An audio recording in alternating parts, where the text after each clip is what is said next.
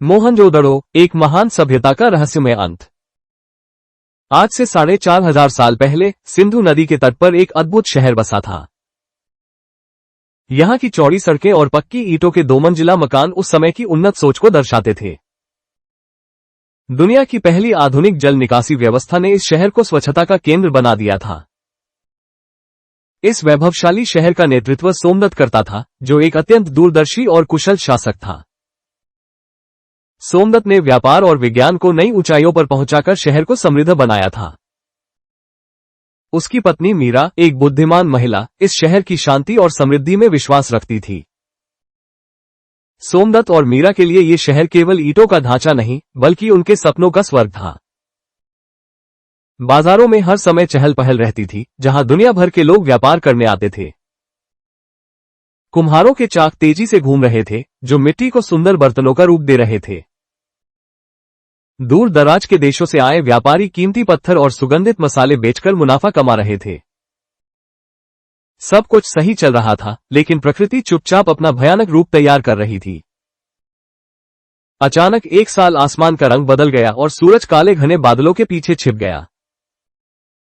बिजली की गड़गड़ाहट ने शहर की शांति को चीर दिया और लोग डर के मारे सहम गए। ऐसी मूसलाधार बारिश शुरू हुई, जैसी उस शहर के इतिहास में पहले कभी नहीं देखी गई थी। सिंधु नदी, जो कभी जीवनदायिनी थी, अब एक खूंखार राक्षस की तरह गरजने लगी। नदी का पानी धीरे धीरे गलियों में घुसने लगा और घरों को अपनी चपेट में लेने लगा। सोमदत्त ने घबराए हुए लोगों को तुरंत ऊंचे किलों की ओर भागने का आदेश दिया। पानी की रफ्तार इतनी तेज थी कि देखते ही देखते पूरा शहर जलमग्न हो गया। हर तरफ चीख पुकार मच गई और मजबूत ईंटों के घर ताश के पत्तों की तरह ढहने लगे। हजारों साल की मेहनत और गौरव कुछ ही घंटों में पानी के नीचे समा गए। जब हफ्तों बाद पानी उतरा, तो शहर की हर गली में मिट्टी और गाद की मोटी परतें जमी थीं। सोमदत्त और उसके लोगों ने हार नहीं मानी और मलबे से शहर को दोबारा खड़ा करने में जुट गए। उन्होंने फिर से ईंटें जोड़ी और नालियों को साफ किया ताकि जीवन फिर से लौट सके। लेकिन यह तबाही केवल एक चेतावनी थी। प्रकृति का क्रोध अभी शांत नहीं हुआ था। आने वाले दशकों में बाढ़ का यह सिलसिला बार बार दोहराया गया और शहर तबाह होता रहा। बार बार होने वाली तबाही ने लोगों के मन में एक गहरा डर बैठा दिया था। मीरा ने सोमदत्त से कहा कि शायद नदी उनसे नाराज है और उन्हें यहां से चले जाना चाहिए। लेकिन सोमदत्त को अपनी वास्तुकला और इंजीनियरिंग पर अटूट भरोसा था। समय बदला और इस बार तबाही पानी से नहीं, बल्कि भयानक सूखे के रूप में आई।